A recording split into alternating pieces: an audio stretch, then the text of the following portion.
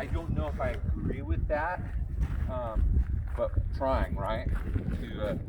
It's a different way of doing it. The thermal's spectacular, the zoom, the ability to track, and everything spectacular. So let's go ahead and come on over and you've got the pre-flight.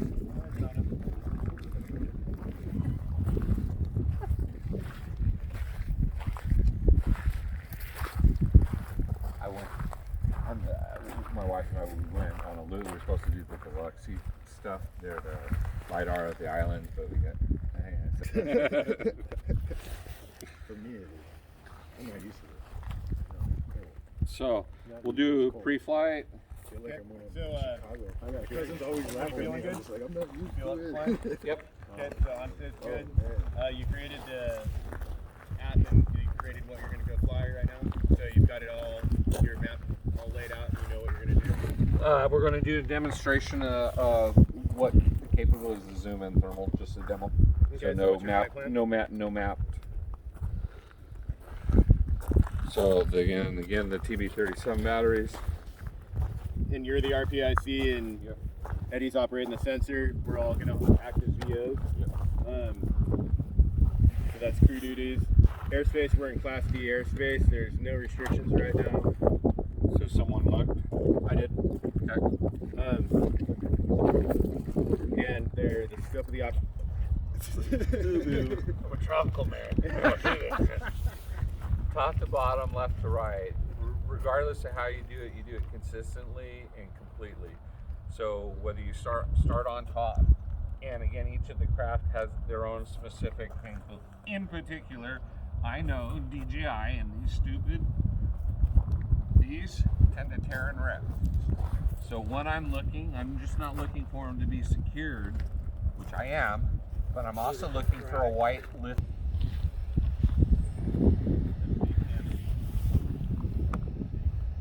So the neat thing that also this bird does is it has this, if you're carrying a really weird payload or some other stuff that really moves it out of the center of gravity, it has a auto hover adjustment that adjusts all the calibration, recenters its own gravity. It's so weird.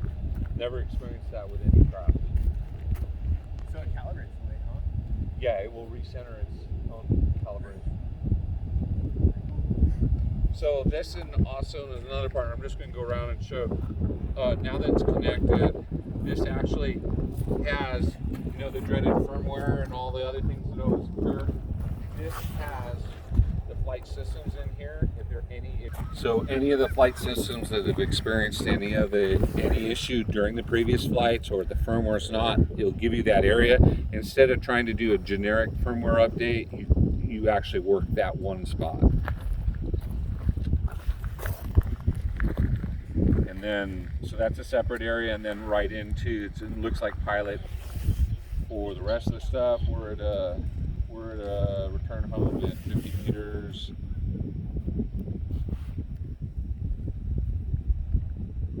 It says aircraft temperature 61 degrees Fahrenheit.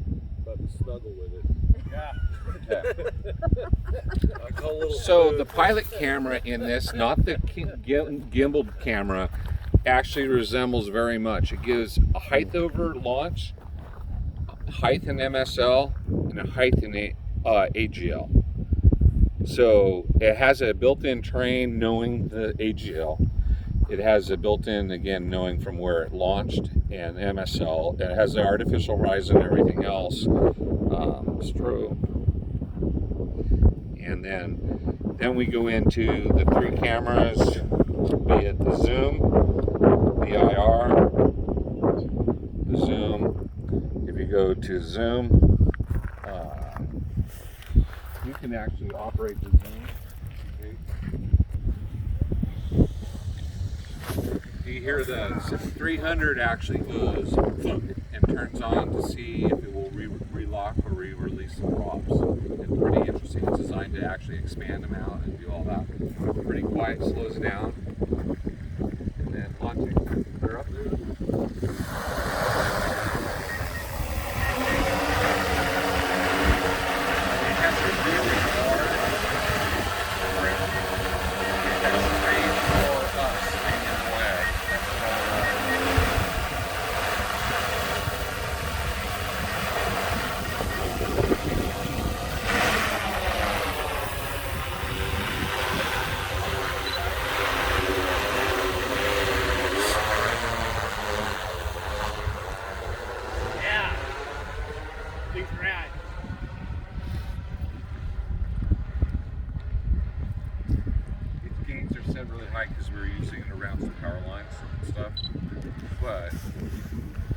Oh yeah. So going to this IR and moving camera.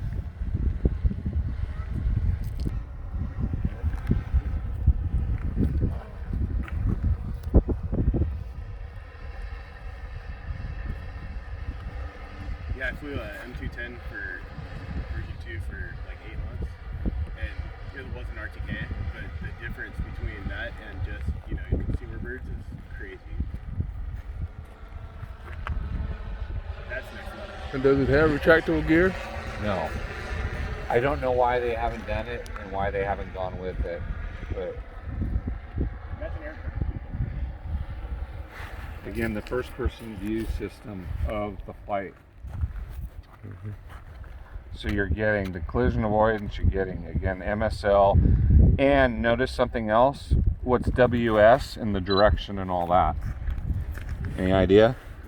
No. Yep, wind speed. Really? So it's telling you direction and actual live flight wind speed. So cool. Is it big enough that you can actually see it and use Yes. it? So, again, this is up on, this is all the heads up. Oh, that's not bad at all. Yeah, and so it gives MSL, Yeah. again, AGL, and AGL above launch.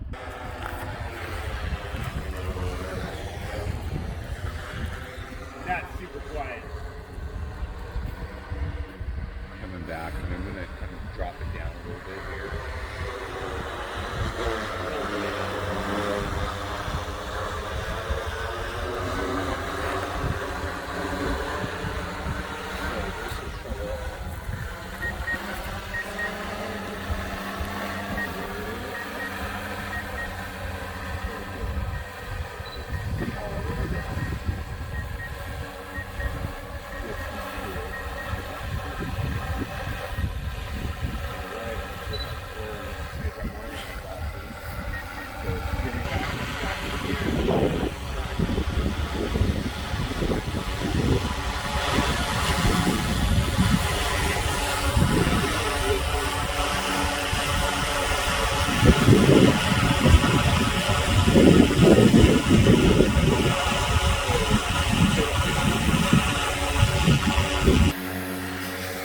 So, and then IR. I think running it on the Mavic was just like their test platform.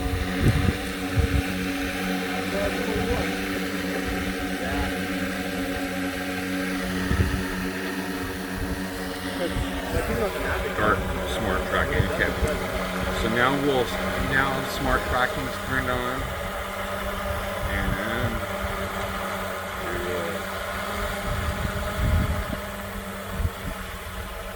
so it identified people right now as targets.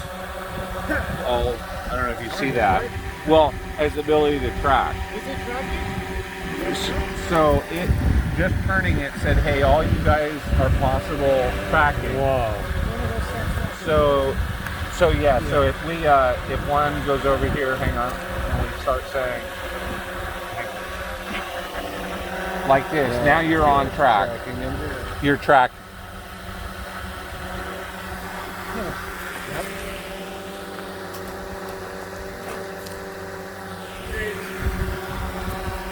And what happens is it anticipates it like going behind.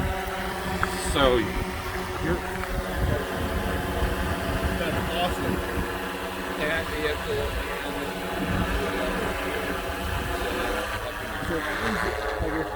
He loses sight of him or gets like in a crowd of people. It'll try to anticipate where he's going to go. So let's say he moved back behind, the camera will still move at essentially the speed that he was moving at, and it'll wait to reacquire him on the other side. But if he like changes course or something like that, then it could possibly totally lose him. It could. It definitely can. I mean, that's always that possibility. If it's having an issue, it'll even automatically back out to open up the field of view. And I will say that so the collision avoidance is very, very, very impressive. So width-wise, detection, right? And that's it. So in order to come, do you see there's little gray windows, that little tiny gray section right there? rotating, coming into the blind spot, just enough to catch her. Again, if you come over the blind spot anyway, and walking in, walking forward.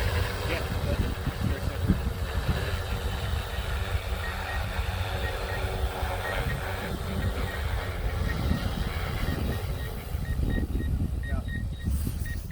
Are you ever going and like desensitize the Yes. collision avoid? Yeah. Yep.